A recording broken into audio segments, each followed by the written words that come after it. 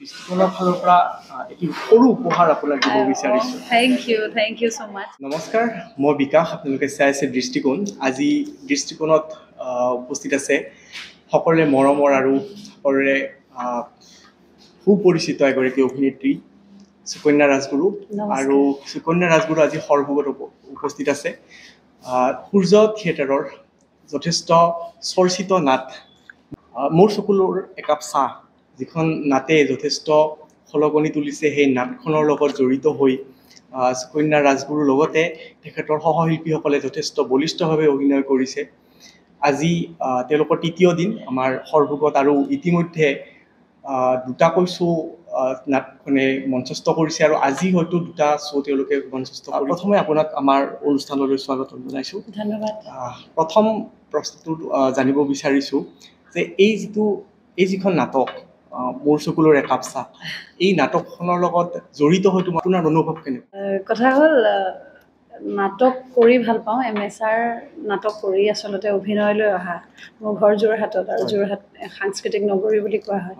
গতিকে সাংস্কৃতিক পৰিৱেশটো যথেষ্ট টনকিয়াল। তাৰ পৰা অহা মই এজনী ছোৱালী, গতিকে নাটক কৰি ভাল পাওঁ। আৰু যদিও ধাৰাবাহিকৰ মাধ্যমেৰে মোক দৰ্শকে চিনি পায়, কিন্তু ভ্ৰাম্যমাণৰ মঞ্চত মই নিজৰ প্ৰাণটো বিচাৰি পোৱাৰ নিচিনা লাগে, কিয়নো মই নাটকত অভিনয় কৰিবলৈ সুযোগ পাওঁ। কথা হ'ল, এতিয়া থিয়েটাৰ সূৰ্যৰ মোৰ চকুলোৰে একাপ চাহ নাটকখনে সৰ্বত্ৰ প্ৰকাৰে বহু মানুহৰ চৰ্চা লাভ কৰিবলৈ সক্ষম হৈছে, দৃষ্টি আকৰ্ষণ কৰিবলৈ সক্ষম হৈছে। সেয়া আমি কোৱা কথা নহয়, সেয়া ৰাইজৰ পৰা দেখি অনুভৱ কৰা কথা। আচলতে সেইখিনি অনুভৱ কৰি বাৰুকৈ খুব আনন্দিত অনুভৱ কৰিছোঁ, খুব ভাল লাগিছে, সন্তুষ্টি এটা পাইছোঁ। কিয়নো যেতিয়া এটা কামত বহুত বেছি কষ্ট কৰা যায়, আৰু সেই কষ্টৰে কৰা বা হেঁপাহেৰে কামটো যেতিয়া দৰ্শকে আদৰি লয়, এগৰাকী আৰ্টিষ্টৰ বাবে তাতকৈ আৰু চাগে সন্তুষ্টি একো হ'ব নোৱাৰে। ধন টকা পইচাই সেইখিনি সুখ কেতিয়াও দিব নোৱাৰে। সেইটো কাৰণে হয়তো চাগে ইমান উৎকট গৰমতো আমি 2-3টাকৈ শ্ব' কৰি থাকিবলৈ শক্তি পাইছোঁ, প্ৰেৰণা পাইছোঁ। সেয়া কেৱল দৰ্শকৰ মৰমৰ বাবে। আৰু মোৰ খুব ভাল লাগে যে মই প্ৰতি বছৰে, মই এতিয়ালৈকে ভ্ৰমণত বেছি বছৰ নাই, কিন্তু যিকেইটা বছৰ আছোঁ প্ৰতি বছৰে দৰ্শকে মোক ইমান মৰমেৰে আদৰি লয়।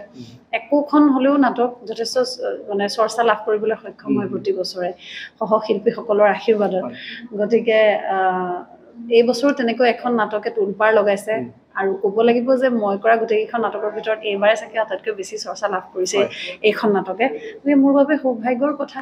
আৰু ভাল লাগিছে লগতে যে নাটকখনৰ লগত গীতটোও এটা বেলেগ মাত্ৰা পাইছে, বেলেগ এটা পৰ্যায় পাইছে। আচলতে গীতটোৱে প্ৰথমতে নাটকখনৰ দৃষ্টি আকৰ্ষণ কৰিলে, আৰু তাৰপিছত নাটকখনত থকা সমলখিনিয়ে নাটকখনক দাঙি লৈ গ'ল।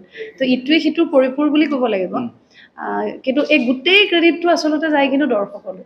আমি কিবা এটা কৰিছোঁ, যদি দৰ্শকে আদৰি নলয় তেনেহ'লে আমি শূন্য। যিহেতু আপোনালোকে সৰভোগত নাট মঞ্চস্থ কৰিলে, সৰভোগৰ ৰাইজৰ যি বিপুল সঁহাৰি লাভ কৰিছে, গতিকে সৰভোগবাসীৰ বিষয়ে আপোনালোকে কি ক'ব? যথেষ্ট সাংস্কৃতিবান বুলি ক'ব লাগিব মানুহখিনি। কাৰণ নাটকৰ প্ৰতি প্ৰেম নাথাকিলে এখন নাটককে চাবলৈ দুটা দৰ্শনী দ্বিতীয় দিনা আহি আকৌ তৃতীয় দিনাও আকৌ একেখন নাটককে দুটা দৰ্শনী কৰাটো সম্ভৱ নহয়।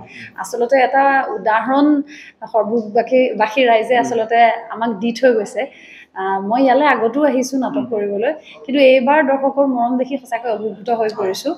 আৰু মই আশাবাদী আগন্তুক পৰ্যায়তো যাতে কৃষ্টি সংস্কৃতিৰ ক্ষেত্ৰত এই অঞ্চলটো যেনেকৈ চহকী, ঠিক তেনেধৰণে তেওঁলোকে নাটকক সদায় এনেকৈ প্ৰাধান্য দি যাব, সকলোৰে নাটক চাব, ভাল ভাল নাটক চাব, ইতিবাচক সমালোচনাৰে আগবঢ়াই নিব সমাজখন, সেয়া আশা কৰিছোঁ। আমাৰ সৰভোগখন আচলতে ঐতিহাসিক ঠাই আৰু ব্ৰজনাথ শৰ্মাৰ ঠাই, গতিকে ইয়াত নাটকৰ লগত মানুহৰ শিপাটো জড়িত হৈ আছে, আৱেগ আছে।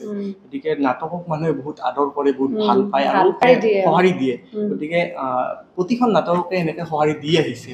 আৰু এইবাৰ দেখিছোঁ 4টাকৈ শ্ব' এখন নাটকৰে ৰাইজে আমিও আচৰিত হৈছোঁ। আমি দ্বিতীয় দৰ্শনী কৰোঁ, কিন্তু অন্তিম নিশাও দুটা দৰ্শনী একেখন নাটকৰ কৰাটো আচলতে ক'ৰবাত নহয় ক'ৰবাত দৰ্শকৰ বহুত বেছি মৰম দিছে। আমাৰ কাৰণে আচলতে সৌভাগ্যৰ কথা যে ইমান আমি মৰম পাইছোঁ। এটা আৰু কথা জানিব বিচাৰোঁ যে আপুনি এগৰাকী ছোৱালীৰ মাতৃ, 4 বছৰীয়া ছোৱালী এগৰাকী আছে। প্ৰফেশ্যনেল লাইফত আৰু যিটো পৰিয়াল, এই দুটা বেলেঞ্চ কৰাটো বহুত টান কাম।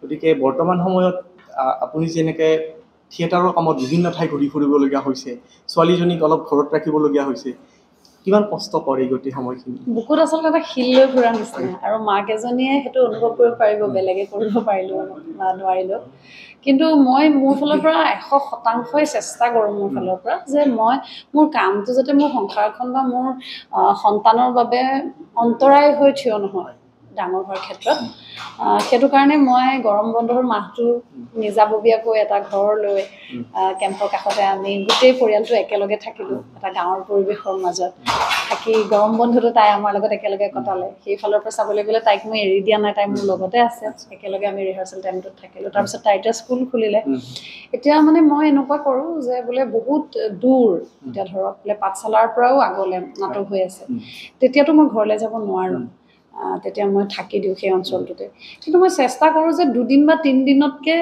বেছি যাতে মই তাইৰ পৰা আঁতৰি নাথাকোঁ মই যিমান পাৰোঁ সিমান গুৱাহাটীৰ পৰাই নাটকলৈ অহা যোৱা কৰিবলৈ চেষ্টা কৰোঁ এতিয়া আমাৰ নাটক আৰম্ভ হৈছেহে মই পৰহিলৈ মানে ঘৰ যামেই যিমান পাৰোঁ সিমান মানে ঘৰৰ পৰাই অহা যোৱা কৰোঁ মই মেক্সিমাম কিয়নো তাইক এৰি নাটক কৰিলেও আচলতে তাই যদিও আইতাক থাকে মাহীয়েক থাকে দেউতাক থাকে মাকৰ অনুপস্থিতিটো বৰ বেলেগ ডাঙৰ কথা তো সেইটো মই অনুভৱ হ'বলৈ যিমান পাৰোঁ নিদিয়াকৈ ৰাখিবলৈ চেষ্টা কৰোঁ কিন্তু তাইক লগতো মই লৈ ফুৰিব নোৱাৰোঁ কাৰণ তাইৰ স্কুল এখন আছে তাই এতিয়া ভৱিষ্যত এটা আছে গতিকে সেইটো অনিষ্ট কৰিব নোৱাৰি দুইটা মিলাই চলিবলৈ মই চেষ্টা কৰোঁ আৰু এই ক্ষেত্ৰত আচলতে ক্ৰেডিটটো মই নহয় ক্ৰেডিটটো বহুত কেইজন মানুহ আছে সেইখিনি মানুহৰ নাম ল'বই লাগিব প্ৰথমতে মোৰ মা মোৰ মানুহজন মোৰ শাহু মোৰ লগত থাকে ভণ্টি পূজা তেওঁলোকে মোৰ ছোৱালীজনীক আৱৰি ৰাখি তুমি কাম কৰা বুলি মোক ওলাই যাব পৰাকৈ এটা পৰিৱেশ গঢ়ি দিছে মোৰ মানুহজনে যিমানখিনি ত্যাগ কৰিছে হয়তো বহুত মানে স্বামীৰ কাৰণে তেখেত আচলতে আদৰ্শস্বৰূপ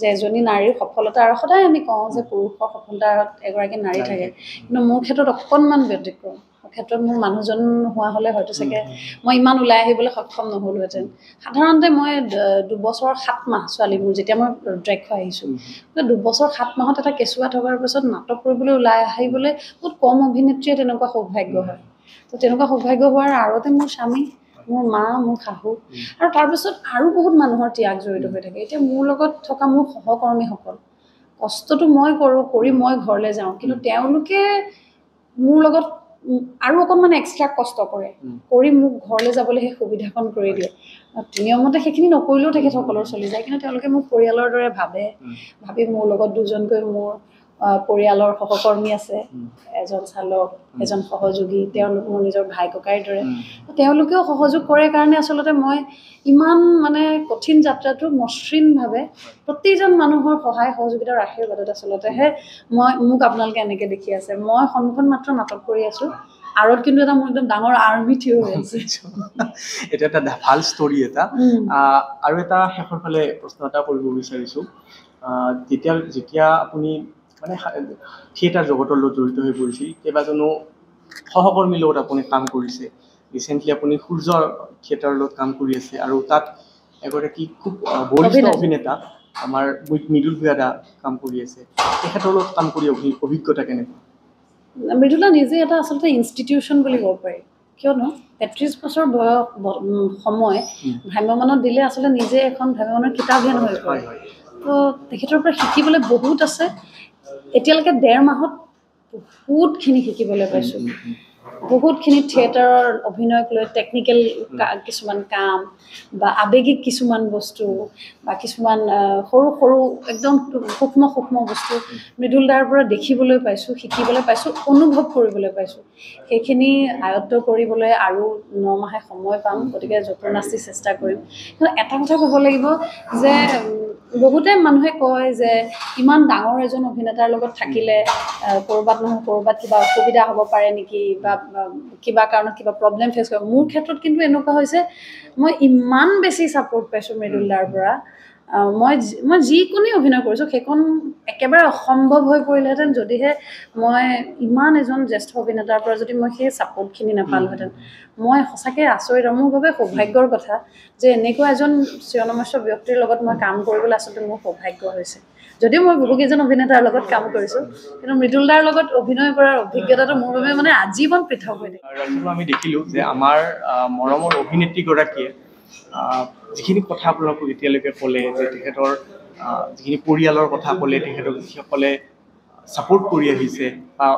কো এক্টৰসকলে যেনেধৰণে ছাপোৰ্ট কৰিছে এয়া আচলতে সৌভাগ্যৰ কথা কাৰণ বহুতে নাপায় এনেকুৱা সৌভাগ্য এতিয়া মোৰ ক্ষেত্ৰত মই টেলেণ্টেড বুলি ক'লে ভুল হ'ব মই লাকি আচলতে মই বিৰাট সৌভাগ্য মোৰ যে চব ফালৰ পৰা মানুহে মোক ইমান মৰমেৰে আঁকোৱালি ৰাখিছে আৰু এইখিনিতো বাৰু এইফালৰ মানুহ কেমেৰাটো সিপাৰে থকা মানুহখিনিও মোক বহুত মৰম দিছে সেইখিনিও আচলতে সৌভাগ্য ইমানখিনি ব্যস্ততাৰ মাজতো আমাৰ দৃষ্টিকোণৰ পৰিয়ালটোৰ কাৰণে অলপ সময় উলিয়াই আমাক অলপমান কথা মনৰ কথা কোৱাৰ কাৰণে আপোনাক ধন্যবাদ জ্ঞাপন কৰিলোঁ বহুত বহুত ধন্যবাদ আৰু আমি এইটো বৰ বিশেষ উপহাৰ মোৰ বিয়া যেতিয়া হয় মোৰ স্বামীয়ে 2 জুলাইত আমাৰ ৰিচেপশ্যন আছিলে প্ৰত্যেকজন আমাৰ বিয়ালৈ অহাৰ অতিথিক এজোপা গছ পুলি আমি দিছিল দেখিছোঁ আপোনাৰ মানে প্ৰত্যেকটো পোষ্ট ফ'ল' কৰোঁ ছ'চিয়েল মিডিয়া চাওঁ তাতে এই বস্তুটো মই বহুত বছৰ মই এই বস্তুটোৰ লগত মোৰ এটা আৱেগ জড়িত হৈ আছে আৰু ভাল লগা কথাটো কি 2 বছৰ 3 বছৰ পিছত মোৰ যেতিয়া মোৰ ছোৱালী জন্ম হয় বা মই কনচিভ কৰিব হৈছে বহুতে আমাৰ এখেতক ফোন কৰি কয় আমাৰ মধুৰিআমজোপাত ফল লাগিছে আমাৰ নেমুজোপাত ফল লাগিছে আমাৰ লেচুজোপাত ফল লাগিছে এইফালে মোৰ ছোৱালীও হৈছে মানে মোৰ ইমান এনেকুৱা লাগে যেন এইবোৰ যেন চব আচলতে মানুহৰ আশীৰ্বাদ তেনেকুৱা লাগে আকৌ এনেকুৱা এটা উপহাৰ আপোনাৰ পৰা পাইছোঁ মই বহুত বহুত ধন্যবাদ জ্ঞাপন কৰিছোঁ ধন্যবাদ থেংক ইউ